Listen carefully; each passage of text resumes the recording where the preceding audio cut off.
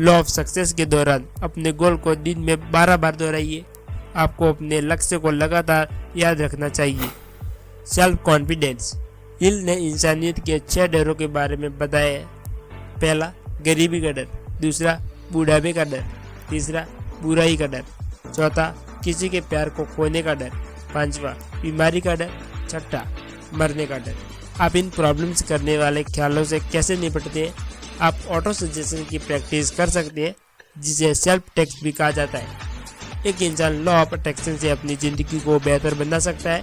जब आप अपने डर का सामना करते हैं, अपने पॉजिटिव ख्याल से करने लगते हैं, तब आप पाएंगे कि आप जितना पॉजिटिव बनते हैं, उतने ही पॉजिटिव लोग आपकी कम्युनिटी का हिस्सा बनते हैं। सेल्फ कॉन्फिडेंस को या तो पाया जा सकता है या खोया जा सकता है। ये यूज करने से बढ़ता है और यूज नहीं करने से गायब हो जाता है।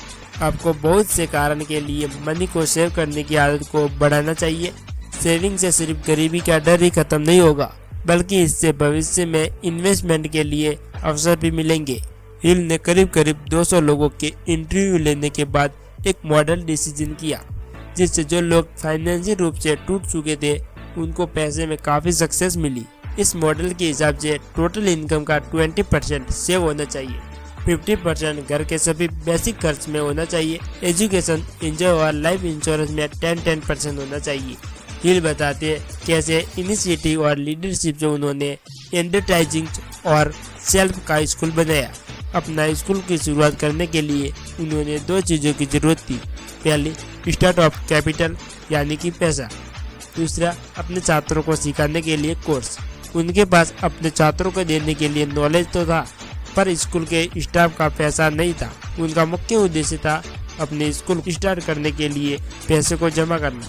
हिल ने शिकायत और टेंशन करने की जगह ऐसे लोगों को ढूंढने के लिए टाइम लगाया जिन्हें उनकी नॉलेज की जरूरत थी और जिनके पास मार्केटिंग और सेलिंग सीखने के लिए पैसा था। ऐसे 3 स्टेप जिसे हम इनिशिएटिव और लीडरशिप के आगे बढ़ सकते हैं। पहला, आपको टालने की आदत को जीतना होगा और उसे खत्म करना होगा। दूसरा, अपने आसपास के लोगों को कदम उठाने और कल पर चीजें न टालने के लिए मोटिवेट करें।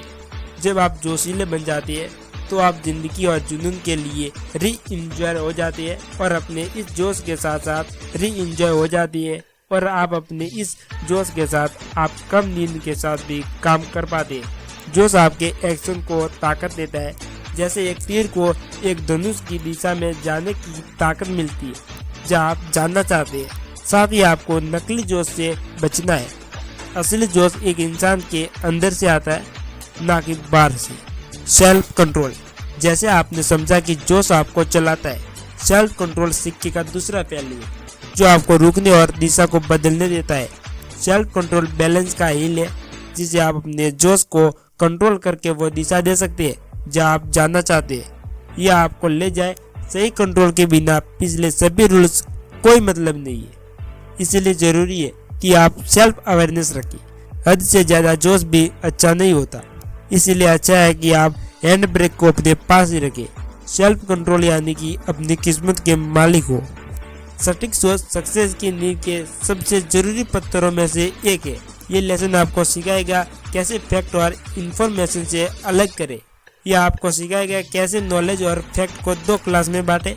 खुद को ऐसे लोगों से घेरे जो आपकी तरह सटीक नॉलेज के भूखे हो। मेंटरशिप की ताकत मिलना बेहद अच्छा है। माइंडसेट को बनाना सही है।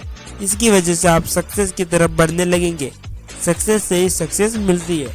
कंसंट्रेशन आपको सिखाता है। जब तक आप उस सब्जेक्ट में महारत हासिल करने के रूल्स न निकाल ले, एक वक्त में एक सब्जेक्ट पर ध्यान दिया जाए।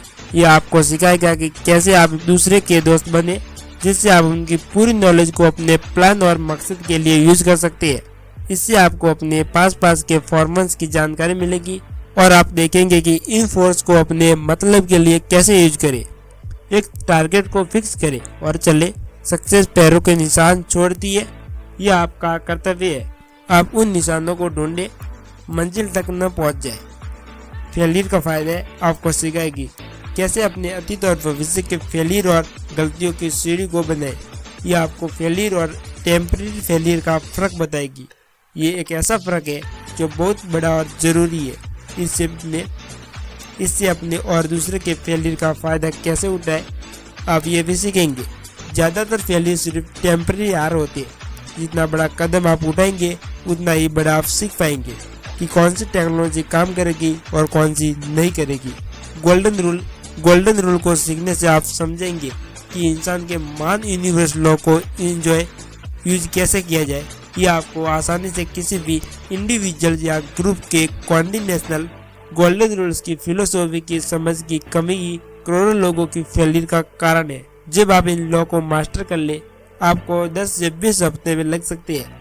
आप उस पावर को बनाने में लायक हो जाएंगे जिससे आप अपने निश्चित गोल को पा सकते हैं।